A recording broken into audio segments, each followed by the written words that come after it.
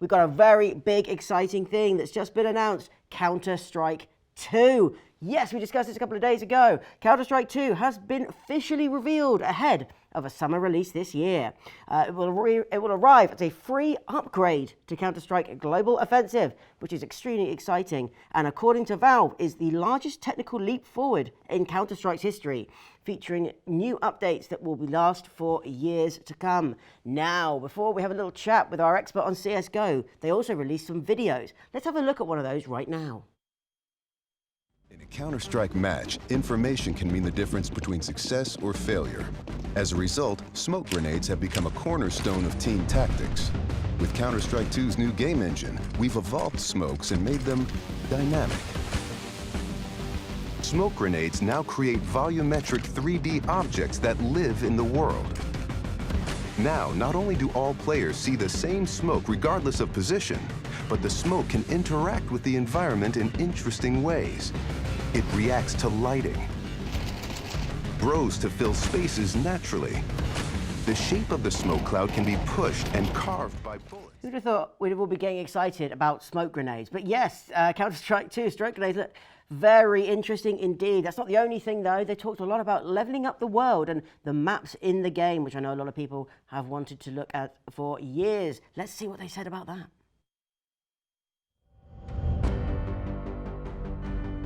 With over 20 years of history, maps are a fundamental pillar of Counter-Strike. And in Counter-Strike 2, maps are getting a new look. But don't worry, you can still bring along your countless hours honing strategies and exploiting every corner and crevice. We took 3 approaches to improving maps while retaining their rich legacy. First, there are touchstone maps. Classic maps with solid foundations that players can use to evaluate gameplay changes from CSGO to Counter-Strike 2. These have improvements to lighting and character read, but otherwise haven't been changed. Next, we have upgrades. These are maps that use new Source 2 lighting, including a physically based rendering system that produces realistic materials, lighting, and reflections. And finally, overhauls. The oldest maps have been fully rebuilt from the ground up, leveraging all of the Source 2 tools and rendering features. These tools will be available for community map makers to make it easier to build, experiment, and iterate. With upgrades to lighting, player read, and materials in Counter-Strike 2, even the familiar will... Exciting looking maps coming to Counter-Strike 2. Now, I've got our resident expert back here. That's right, Will. Will is with me again. Thank you so much for joining me. I know you are incredibly excited about this announcement. So can you please just break down for me what Valve actually revealed so far about Counter-Strike 2? So one of the major updates is the smokes. So the smokes look incredibly interesting because of the fact that they have now got a volumetric system to them or something. So once they're thrown, they expand to fill areas, which is very different to how lineups work currently with the current smoke system, where it's just a certain area. What I also find really interesting, which I don't think anyone's particularly touched on, is the fact that you can also shoot through the smokes to create gaps or holes, which can also be grenaded away. But what I also find interesting is the fact that with things like the M4A4, you have traces on every third bullet, which will be shown through a smoke. So that way you can then position where the person who's shooting at you is through a smoke to try and wallbang them through the smoke. Whereas now, with the M4A1S, before with that being silenced, you could shoot through a smoke without the traces, you will still get a hole in the smoke.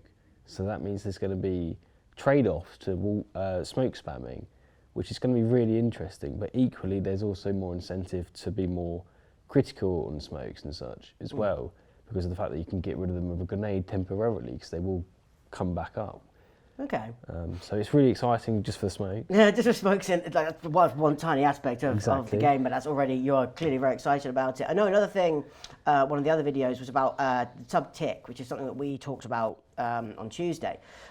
So what have they shown us about how this is going to work, and what are the features? How is this all going to play out? So the tick system currently is on a 64 tick or 128 tick system. So it works with on matchmaking, it was 64 tick. So basically every second, I believe, that it updates 64 times.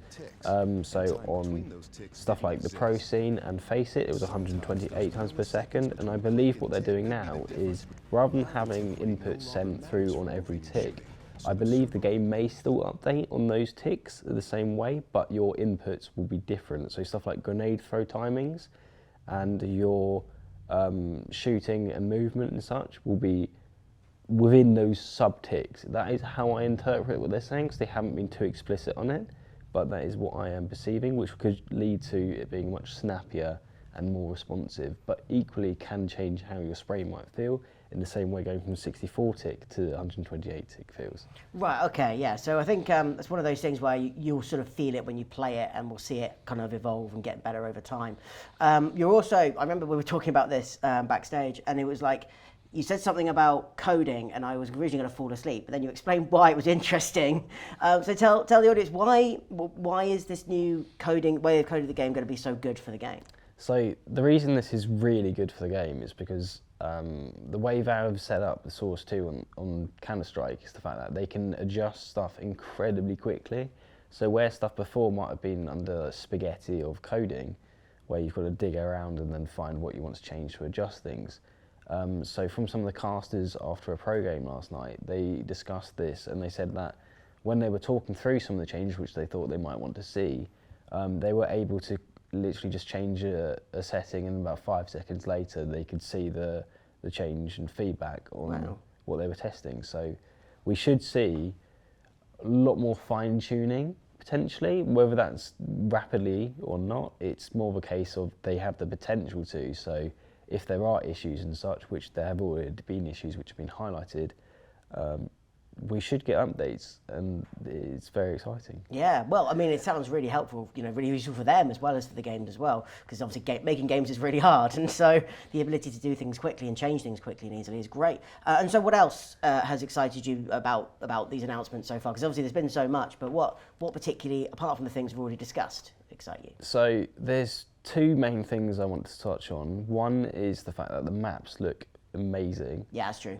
And that's just something which keeps the game more in line with modern times. So equally, most people will run the game on the lowest settings anyway. So I'm intrigued to see what people will choose to play with, because things like ray tracing could potentially give you an advantage if you can see stuff in reflections.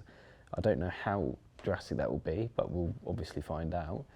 And that could actually be interesting in regards to one thing they have managed to effectively fix is the fact that Molotovs currently in CSGO, depending on the settings you choose, are more visible to see through when you're close to them or far away from them, depending on the settings you're choosing. So you get an advantage in a gunfight over the top of a Molotov, depending on your positioning and your graphic settings. So the new Molotov, straight away I can tell it looks like it will not have that issue. Yeah. It just looks like a Molotov, and there's no black smoke which is thickening depending on your settings. Yeah. But then again, that could be the ray tracing, could then be that issue with choosing graphical settings to have a balance. But it's very exciting for both of those things. Yeah, and so finally, one more thing, which we talked about before. Will you be able to transfer your stuff over? So yes, skins are being transferred. Hooray! And equally, once again, they are updating models for a range of the skins, and I'm hoping some of the textures. So the Alt Lightning Strike PNG may be getting an update, but I'm not entirely sure on that. But that could be very exciting. Well, yes, but more than anything else, it's good that you're not going to lose your stuff. It's a free upgrade, so you just transfer straight away. We're off and we're ready to go. Well, Will, I know I can see in your face you're really excited, and be trying to get into that beta that I know some people have been struggling to get into, and there's only been a select few so far. But I'm sure as time goes on, more and more people will be involved. I'm sure. Well, thank you so much for joining me and explaining all of that, and yeah, thank you very much. Thank you.